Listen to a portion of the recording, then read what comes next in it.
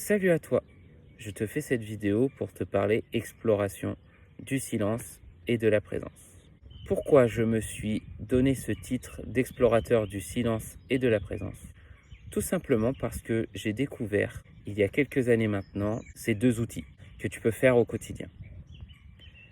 J'ai découvert ça lors d'un moment de ma vie assez difficile, ça a été un énorme burn-out. Et en parallèle de la psychothérapie que j'ai faite, j'ai découvert justement le silence et l'importance de la pleine présence ou de l'instant présent, à toi de voir. Comme beaucoup, j'ai lu Le moment présent d'Eckhart Tolle et ça m'a beaucoup parlé. Ça m'a ouvert, ça m'a donné beaucoup de réflexions. Ça m'a ouvert à la philosophie, ça m'a ouvert à la découverte de l'alchimiste de Paulo Coelho, ça m'a ouvert à la lecture. Et aujourd'hui, j'en suis arrivé à en faire mon activité professionnelle. Donc je propose des ateliers de présence et je propose des retraites à la journée silencieuses. Pour le moment, le silence et la présence, pour moi, ça a été une découverte incroyable. Je me suis toujours senti différent, je me suis toujours senti exclu, dans le sens où je ne comprends pas le monde ou la société dans lequel on vit. Pour moi, ça va trop vite. Pour moi, on est beaucoup trop dans le regard des autres. On est beaucoup trop dans qu'est-ce que je peux faire pour plaire aux autres.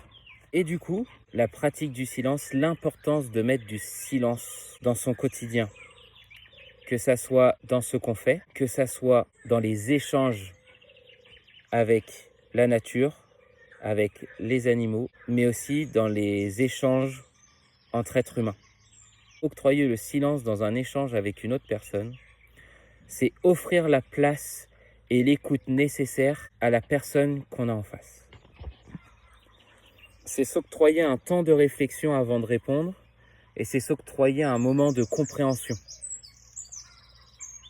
C'est permettre à l'autre de lui offrir une place pleine et nécessaire dans l'échange. Et la présence, c'est laisser le futur là où il est. On peut y penser, mais c'est en étant ici et maintenant, à l'instant présent, qu'on peut construire le futur. Et c'est laisser de côté surtout aussi le passé. Il faut tirer un trait dessus. Ce qui est fait est fait. On passe à autre chose. Se mettre dans l'instant présent, c'est faire une seule chose à la fois et la faire pleinement. Lorsque tu manges, ne regarde pas la télé, n'écoute pas de podcast ou n'écoute pas de musique. Sois pleinement à ce que tu fais. Ça te permet aussi d'éveiller tes sens, de les instruire. C'est le plaisir de regarder son assiette colorée. C'est prendre le plaisir de goûter à différentes textures, différents goûts, différentes saveurs. Et c'est l'idée aussi, mine de rien. Alors je sais qu'il y en a qui sont phobiques des bruits de bouche, mais c'est prendre conscience du bruit que font les dents au contact des différentes textures. Et c'est comme ça qu'on prend le temps de manger. Finalement, être en pleine présence et être au contact du silence sans faire un allié et non un ennemi, c'est s'octroyer un moment à soi. C'est s'octroyer un ralentissement, une prise de temps nécessaire dans le quotidien. C'est se dire aujourd'hui, j'ai ça à faire. J'organise ma journée et je fais pleinement les choses au moment où elles sont à faire. Mais une fois qu'elles sont faites ou une fois qu'on bloque, qu'on n'y arrive plus, qu'on n'a plus d'inspiration ou qu'on commence à s'agacer ou à s'énerver, alors on prend un temps de pause. Soit on change d'activité parce qu'on en a la possibilité pour revenir dessus plus tard. Soit on s'octroie un moment où on se met en plein silence et on se pose les questions de qu'est-ce qui bloque. Et on laisse le silence répondre.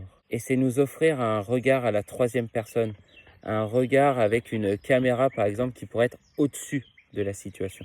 La prochaine fois que vous écouterez de la musique, prenez le temps de faire que ça. Vous vous posez et vous verrez que probablement vous redécouvrirez des sonorités, vous redécouvrirez des émotions, des messages, des compréhensions, des variations de notes que vous n'aviez pas avant, parce que vous êtes pleinement à ce que vous faites.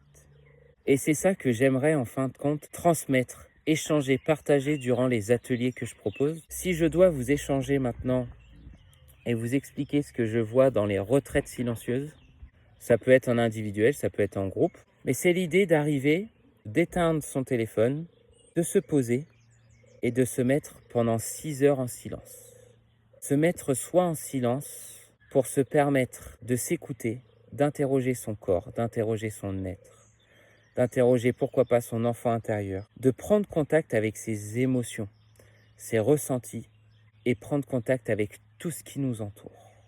C'est s'octroyer finalement une journée qu'on pourrait appeler de déconnexion de ce rythme de vie qui est extrêmement rapide pour finalement se reconnecter à soi et à tout ce qui doit être présent ici et maintenant et tout ce qui doit arriver ici et maintenant.